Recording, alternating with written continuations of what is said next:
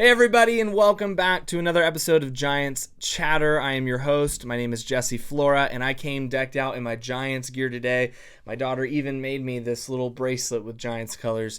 It's a good day to be a Giants fan. It's a good day to be a baseball fan. Baseball is right around the corner. Pitchers and catchers report in a handful of days. We're going to have some spring training baseball going on soon. I wish I was going down there this year. I've been in the past. I'm not going this year. Hopefully, fingers crossed, I'll be down there next year, maybe doing a live show down there. That would be awesome. That would be cool. Can you make that happen? Can you help me out? Get me down there? Anyway, wanted to hop on here today to talk about the Giants' newest addition, which is Luis Arraez, their newest second baseman. We're going to dive into his one-year contract, what that means for the team, what that means for him, and the makeup of the infield and the lineup. We're going to talk whether was this a good signing or is this a bad signing? Is this a mixed bag? What's going on here? And then we're just going to look at what I think, what the lineup projects to look like, talk a little bit about the defense, and then we're going to conclude the episode with a mailbag. I've got three and a half questions that I'm going to answer. I picked three out of a handful. I picked a handful out of the questions that were submitted on Instagram. If you don't follow on Instagram, it's Giants Chatter Pod. I post clips from the podcast. I'm going to start posting more on there as well. So anyway, we're here. The season is around the corner. Spring training is coming up, and the free agent market is still moving. Baseball has not been settled quite yet. There are still a decent amount of guys still available on the market, and the Giants were one of the teams that were still looking for pieces to add to complete their team, and they add on to what they've done this offseason by addressing a need, which was not a big need, and again, we've talked about this a lot on the podcast, the fact that the Giants had bigger needs besides second base, but second base was a position that if they wanted to, they could upgrade, and so that's what they are attempting to do here. We had heard rumors of, is it Brendan Donovan? A lot of Brendan Donovan trade talks. A lot of Nico Horner potentially trade talks. Even this random rumor came out that the Giants pursued C.J. Abrams, the shortstop from the Nationals, who probably would have slid over to second base, and that fell through. So all of it was from the trade market. Nobody was talking about Luis Arraez, and I don't think I said this on the podcast, but there was a season throughout the offseason where I was kind of hopeful the Giants would not sign Luis Arraez. And so when I saw the news that they did sign him to a one-year, $12 million deal, I had a mixed bag of emotions. My first instinctual response was, I don't know. I don't know if this is the right fit. I think because of his defensive metrics and track record as being a poor defender, and the Giants proclaiming that this offseason they were going to really pursue an improvement at defense, this signing didn't really match with the direction I thought the Giants were going. And so my initial reaction was not super positive. It was, I don't know. Now, I've gotten to think about it more. I've gotten to look at his numbers more. I've gotten to think about the makeup of the lineup, what he does for the lineup, and my view has shifted into a more positive lane. I'm not completely sold. This is going to be a wait and see for sure. But my view has shifted into a more positive, okay, this guy actually legitimately can help the offense be extremely balanced and provide a tick up in the contact tool in the lineup, which is an area the Giants have really struggled in the last few years. And so anyway, we're going to get into all that. So here's the details. Luis Arraez signs a one-year, $12 million deal. Rumor has it that he turned down multi-year offers because the Giants guaranteed him the job at second base. He was getting offers from other teams to play first base or DH, but he really wanted to return to second base, which that tells me something a little bit, that he's willing to take in his terms, a riskier contract, just a one-year deal, because it sounds like he wants to prove himself at second base and establish himself for the rest of his career as a second baseman. And so maybe already this offseason he's taking steps in the right direction, or at least an attitude shift in the right direction to be a better defender at second base. Just because the fact that he turned down multi-year offers to take a one-year deal just to get the chance to play second base, that tells you something. That tells you that he may want to and may be putting in the steps necessary to become a better defensive player. Okay, so he will play second base. Buster Posey actually confirmed that recently over the weekend that he will play second base, which means then we're going to get to Casey Schmidt in a little bit. But Casey Schmidt now is without a starting job and will either slip into a utility role, a bench piece, or maybe become a trade chip. We'll talk about that towards the end of the episode. So what is this? What is this Luis Arraez signing? What is the purpose of it? Well, this is a contact bat to meet that need in the lineup. The Giants have had a massive need for a long time. And in fact, the entire league has had a pretty big need when it comes to the contact tool. Most top end batters are hitting 270 or 280, and you get guys who then surpass 300, but it is rare to, when you turn on the TV to watch the game and they present the lineup, it's rare to see more than 2 or 3 averages over 270 in any given roster. And so this is a player who, better than almost anyone in the league, has a exemplary. Wow, there I go again, trying words that I shouldn't try when I'm what I'm saying is he has a contact tool that is at the top of the list. He puts the barrel to the ball better than just about anyone in the league. Last year with the San Diego Padres was a down, quote unquote, down year for him, and he still hit 292, which is not incredible, but it is pretty darn good in this day and age of baseball. He hit 292 with a 327 on base, a 392 slug with a 719 OPS, which came out to a 99 OPS plus, which is just one tick below league average. So if that's the offensive player we're getting, knowing his defense, then I'm concerned. That's not great. But the good news is, with a 1-year deal and $12 million, this is a low risk contract. Worst case scenario, he's terrible, and we move him and we put Schmidt at second. This is a very low risk deal. Now, he played 154 games, so he'll play you a full season. Finished with 181 hits, which led the league, and hit only 8 home runs. He's not a power bat. He's not gonna wow you with power. Hit 30 doubles though, 61 RBIs, stole 11 bases, and so not a bad year, not a great year offensively, and finished with a 1.2 WAR. His WAR definitely gets pulled down because of his defense. Now, in years past, for example, 2023 with the Marlins, he finished with a 4.6 WAR, and the year before a 4.1 WAR, because he had incredible offensive numbers, contact-wise, and on-base skills, that the defense wasn't pulling him down. In fact, in 2024, he finished as the MVP 8, so he was a top 10 MVP candidate in his age 26 season with the Marlins. In 147 games, he had 203 hits, 30 doubles, 10 homers, 69 RBIs, and his slash line was a 354 average, a 393 on base. Let me start back. We got a 354 batting average in 2023. 354 with a 393 on base percentage and a 469 slug, which is pretty good for not a high power guy.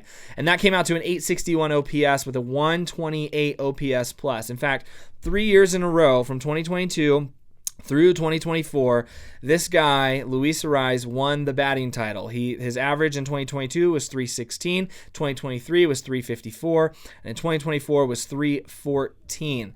So what this is a guy who is meeting the need in the Giants lineup as a barrel to the ball skill kind of guy. He's going to put the ball in play. He will hit the ball. And if we get anything close to his batting title years, this is going to be a great addition to the lineup. If he's hitting 320 with a 360 or 370 on base, and he's hitting the ball, putting the ball in play, good things happen when you have guys in the lineup who put the ball in play. There have been a lot of stretches the last few years watching the Giants play where there are just so many strikeouts.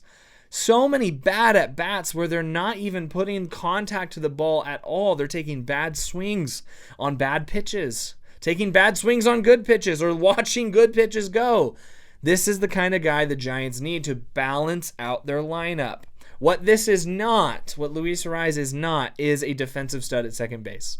Simply put, that is not what he is. If you think of the opposite of that, that's probably an accurate description of Luis Arraez defensively. He is, his track record shows that he is one of the worst, if not the worst, defensive players in the league throughout his career. Last year, playing most of his games at first base, he had a -9 outs above average last year. His career outs above average at second base is -35. This is not a good defensive player so far. The question is, can he improve? Can Ron Washington help him? The Giants have a coach on their coaching staff that is known for these kind of players and turning their careers around. He is known for this.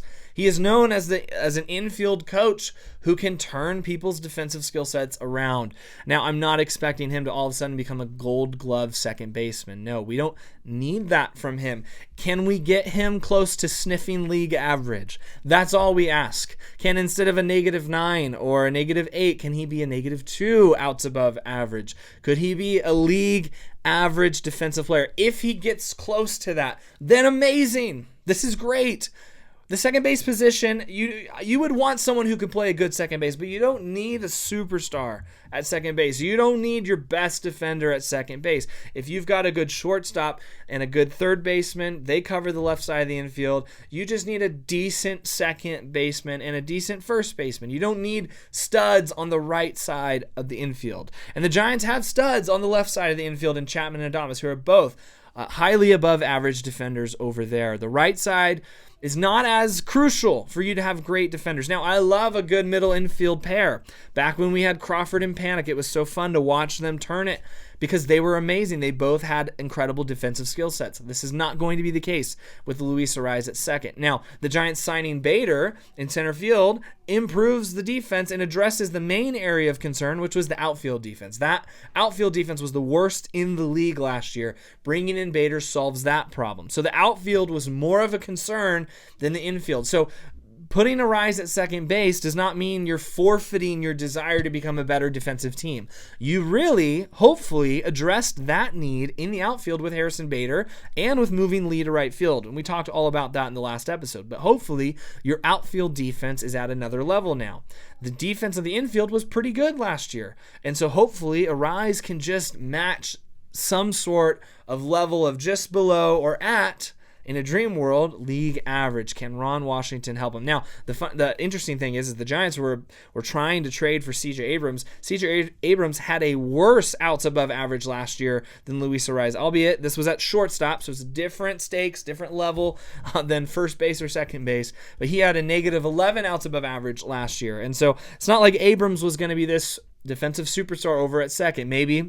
Maybe he would have, because shortstop is the most challenging position in the infield. Maybe second base would have felt like a walk in the park for him, and we don't know. That's for an alternate universe. The Giants did not end up with C.J. Abrams. They end up with Luis Arraez, and all we are asking is him to be what he has been. Be a high-end contact bat to the ball skill kind of player. Put the ball in play. Could you hit over 300? Could you challenge for a batting title once again like you used to? He's still young. He's 28 right now. He's in the prime of his career still, or at least should be. So I like this. This is a low-risk deal. I mean, it is a mixed bag. So if you ask, what do I think? I've leaned, like I said, I'm leaning more positive. It is a mixed bag because of the concern defensively, but overall, because it's a one-year deal, I like this, and because of what it does for your roster. It deepens your roster, it deepens your lineup so much. But I am a little conflicted because I really wanted the Giants to make a play for Nico Hoerner. I think Hoerner would have been so good. Talk about high-end defense and a similar bat-to-ball skill set as Luis Arraez. Luis Arraez and Nico Hoerner are similar when it comes to hitting. They're very different when it comes to defense. Hoerner has both tools, and I think he would have been a incredible piece to add, but they didn't get him. I was also hopeful, if not Hoerner, then maybe Donovan. I think Donovan is a good ball player. I think he would have been a great addition, but it looks like both teams were asking high prices for both of those guys, and so it's a mixed bag. How do I feel? I'm happy they didn't make a trade, honestly, because it seems like teams were wanting some top-end prospects, and I'm glad the Giants are able to address the need at second base without giving up or sacrificing their farm system, because the farm system, it needs time to continue to deepen, and we need these guys to have a chance to make a push towards the MLB roster and see if any of these guys hit. And so trading these guys away for a year of Nico Horner or 2 years of Brendan Donovan, is that worth it? Maybe, but I'm glad that we didn't have to deal with that. We're able to keep our farm system intact and still hopefully take a step up at second base, at least offensively. So I am excited for what Arraez does for the lineup. I'm concerned about what he does for the infield defense, but I am excited for what he does for the lineup because Arraez makes the lineup balanced and he makes the lineup deeper. There's nothing worse when you turn on a game and you're like, who's playing today? Or you check the app. The manager announced the lineup. Who do we got? And you read the first few guys, and the first few guys, you're like, oh, this is exciting, this is good. And then all of a sudden you start getting to the 5th spot, the 6th spot, and the 7th spot in the lineup, and you're thinking, oh no, why is he batting 5th? Who is this? Did we just call him up? This signing in Luis Arraez deepens and stretches out that lineup to where I think realistically we can look through a lineup when it gets announced. When Vitello announces the lineup for the day, I think we will see names in the 6th, 7th, 8th spot in the lineup and go, whoa, our lineup looks deep. We've got him batting 8th. This is good. So here, if I was making the lineup, and I posted this on Instagram, and I got mixed opinions, and it was fun to mess with people as well as they criticize my lineup, I would give it right back. So here's what I would do. I'm not the manager, nor should I be. I that's way above my pay grade. But I do think I have a good understanding of baseball. I've coached baseball. I played in college. I got a good understanding of the game, at least how to balance the lineup in some sense. But you feel free to disagree, and I would encourage you to leave your comment below what you think the lineup should be for the Giants. But I think Arraez slots in as your leadoff hitter. I really do. I think you want a guy who's got that bat-to-ball skills in the front part of your lineup. If not leadoff, then maybe he could bat second. You want a guy he gets on base. If he's hitting well, he's going to get on base at a high clip. It's not like he's a big walks guy, but because his contact skill is so good, he's naturally going to get on base a lot because he's putting the ball in play. His average is going to be high. And so I think you put Arraez in the leadoff spot, and then you put Adames batting second, Arraez at second base, obviously Adames at short. And you got Devers batting third, playing first. You go Chapman batting fourth, playing third. You go Ramos in the 5 spot. You don't need Ramos to be your 3-hitter this year anymore. Ramos can be your 5-hitter out in left field. You give Eldridge the 6th spot in the lineup. He'll be your DH or first. Him and Devers can trade off time at first and third. First and DH. And then in the 7th spot, that's when you go, because we're doing a little left-right here. We don't want too many righty lanes or lefty lanes. We want to mix it up a little bit to make it hard for the opposing pitcher. So instead of Lee in the 7th spot, you go Bader in the 7th spot, and you hope that Bader hits the way he did for Philadelphia last year in the second half of the year. My goodness, if you look at his numbers, and we talked about this the last episode, if we get anything like that from Harrison Bader plus his top-end defense, watch out. What a signing. What a signing that will be. But you got him batting 7th. That means Jung-Hoo Lee, who's a quality MLB bat, who I don't know if we've even seen the best of yet. You got him batting 8th in right field. And then, of course, the 9th spot is our home for our good friend Patrick Bailey. We love your defense, Patrick. Could you tick it up a notch offensively? We would really, really appreciate that. But that lineup right there, obviously Bailey has his struggles. But 1 through 8, and if Bailey's going right, he has his moments. 1 through 9. This is a deep lineup. This lineup has balance. You've got some studs. You've got a superstar in Rafael Devers. You've got studs in Willy Adames and Matt Chapman, who both are streaky players who will hit sometimes like they are superstars. And if you get them all going at the same time, amazing. You got Arraez, who is a high contact bat, will put the ball in play. You got Elliot Ramos, who had a decent year offensively, had a better year the year before. Have we seen the best of him yet? You got a top-end prospect in Bryce Eldridge with incredible power potential. Who knows what we're going to get out of a full year from him? Could he break out? Imagine if he broke out this year batting 6th or 7th in your lineup. Then you've got Harrison Bader, who's a great defensive player, but swung the bat well last year. And then you got Jung-Hoo Lee batting 8th. I mean, this lineup is deep. This lineup is good. And then you start thinking about the bench. You got Casey Schmidt, if you keep him on your bench, a great utility guy who can swing the stick. You got Drew Gilbert off the bench. You got, more options and depth. This is a balanced and deeper roster because of this signing. So overall, if you ask what my thoughts are, I lean more positive. I would say this is a C+ or a B- if I was to give a grade. I am concerned about the defense, but I'm excited when I look at a lineup like this. This is a lineup that is a playoff team. This is a playoff team's lineup, This really is. If they don't make the playoffs, it's probably not going to be because of this lineup if everybody stays healthy. It'll be because of pitching and bullpen. We'll see what happens there, and that's a conversation for another day. But I am very concerned about the defense. Our defense was a big part of the problem last year, a big reason why we didn't make the playoffs last year. And so this signing is not going to help that. But again, the main issue was the outfield defense, so maybe it doesn't matter. So anyway, the Giants have signed Luis Arraez to a 1-year, $12 million deal. He will be the new second baseman for the Giants. We're going to conclude today's episode with a mailbag, a few questions. First, from Instagram, Chris Yersey asked, I'm still worried about the rotation. Me too. Any good arms still available that we're linked to? And then also Bubba X Fuentes also asked about the rotation. Specifically, he asked about the Giants' chances at Framber Valdez or Zach Gallen. Now, there's not a lot of rumors around this, and I'm not one of those guys that's out talking to – I'm not a reporter, so I don't know the inner workings of all these things.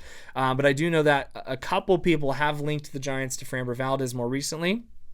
Jeff Passan, though, who is probably the number one voice when it comes to this kind of stuff that can be trusted, he has said he has not heard anything in this area around the Giants increasing their conversations, intensifying their talks with Framber Valdez. But that is a name. Framber Valdez is a name that the Giants have been linked to. This offseason sort of reminds me, when it comes to Valdez, of Blake Snell's offseason, the year the Giants signed Snell to that short-term deal. Snell was this top pitcher who, for some reason, nobody wanted.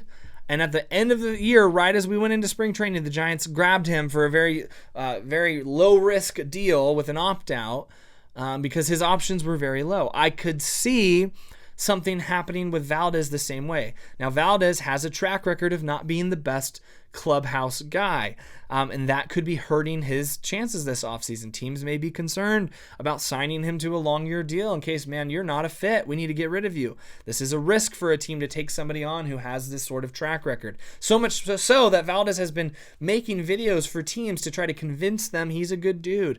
And so anyway, I don't know about Valdez. I would love for the Giants to go out and take a risk on a guy like Framber Valdez because he would be the number 2 behind Webb, and that would make our 1-2 punch at the top of the rotation fantastic, top level with the rest of the league. And so I would love this. Now, I don't know if the Giants have the room. Based on years past, I think the Giants are trying to avoid hitting that luxury tax. According to Roster Resource, they're about $11 or $12 million away from hitting that first tax threshold. Valdez is going to cost a bit more than $11 or $12 million. Now, maybe there's a way to get creative and find some more money, or maybe they are willing to dip into the tax for a year. I don't know. Next year would be different. If it's the right deal, they might make that happen. They've at least said that in the past, that if it's the right deal, they're willing to go beyond the first tax threshold, but they've not really done that in years past. So we'll see. I would love for the Giants to go out and get one more starter who has high-end potential. I think Hauser and Malley were good depth pieces who could have it's low risk, high reward with those guys. And I think either one of them, Hauser, I would lean towards being more of that, bullpen, long reliever, spot starter, Yusmeiro Petit kind of, Jacob Junis kind of pitcher for the Giants. And so signing someone like Valdez or even taking a risk on Zach Gallen, who I would love to see in a Giants uniform, you could move one of those guys into the pen to make your long relief solution be solved, and also a guy who can make 10, 12 spot starts, because the truth of the matter is you need 7 or 8 starting pitchers. You're going to have injuries, or you're going to have underperformance. It happens every single year. We don't want a year again like last year where all of a sudden halfway through the year we look up and it's Logan Webb, Robbie Ray, and Justin Verlander, and then everybody else is, we don't know what we're doing the next 2 starts. We want to have a deep rotation. And so I would say go, if the deal is right, dip into the luxury tax. Come on, let's go. We're the Giants. Us fans, we will fund this. We will buy your crab sandwiches. We will pay the money. My goodness. So go get Framber Valdez. That's what I want the Giants to do. Or Zach Gallen. I'd be fine with either. I just don't know how realistic it is. If they don't get either of those guys, we go into the season and I am concerned about the rotation. I feel like it's a good rotation. If everybody stays healthy and everybody pitches to their potential or beyond, then great. But that's a lot of ifs.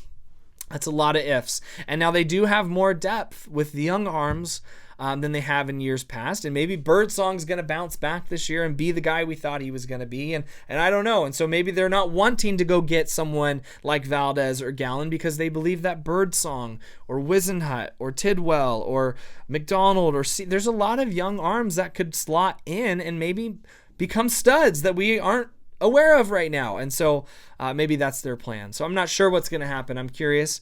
I could see Valdez, though, being a similar guy to what Blake Snell did and get a last-minute deal, a 2-year deal with an opt-out, a team-friendly deal. And if the Giants are sitting there, why not? Why not? Okay, Azzy1020 on Instagram asks, hey, big fan of the podcast. Thank you. It's very kind. Very kind. Tell your friends. Do you think Gilbert's role, Drew Gilbert, becomes more of an outfield utility guy? Yes, I think Gilbert has a spot in this team. I think his number on the back of his jersey reflects that. They gave him number 1. So I think they plan to have him on the roster this year. He is a very good defender. And honestly, I've heard, Alex Pavlovich say this, that there was potential that if they didn't sign Bader or anyone else to slot into center field, that Lee was still going to move to right field.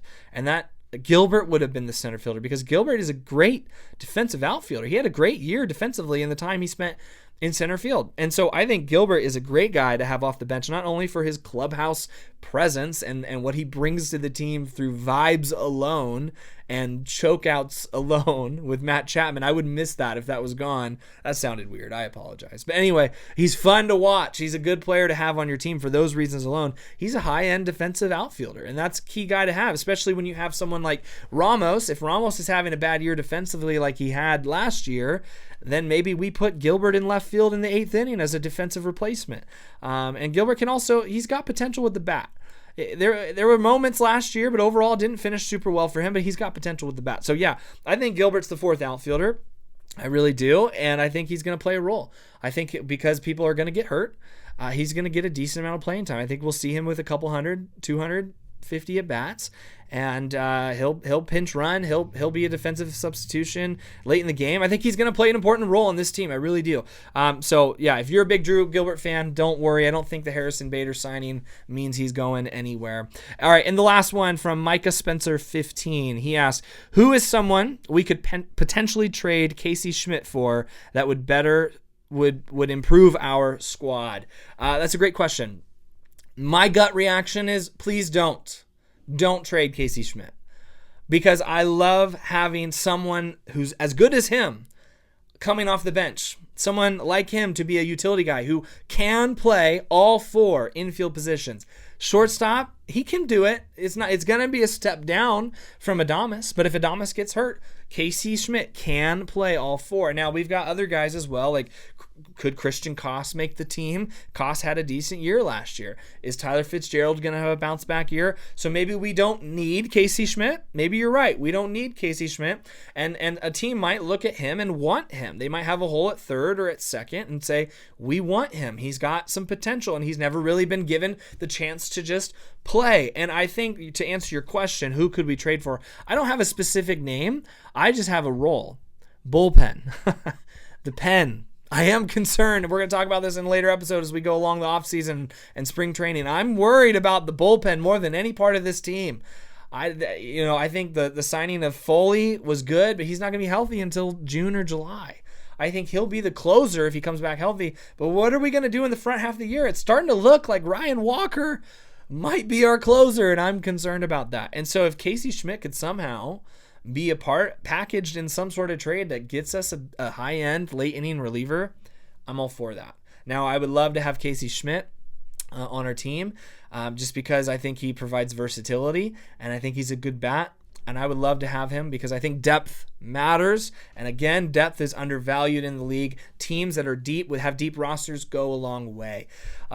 So yeah, we'll see. We'll see what happens. Hey, that's it for today's episode. The Giants have signed their new second baseman, Luis Arraez. Thanks to those of you who wrote in questions. I'll save some for the next episode potentially, or we'll do this again down the road. But that's going to be it for today. If you aren't already, follow along, like, and subscribe. Tell some friends about this podcast.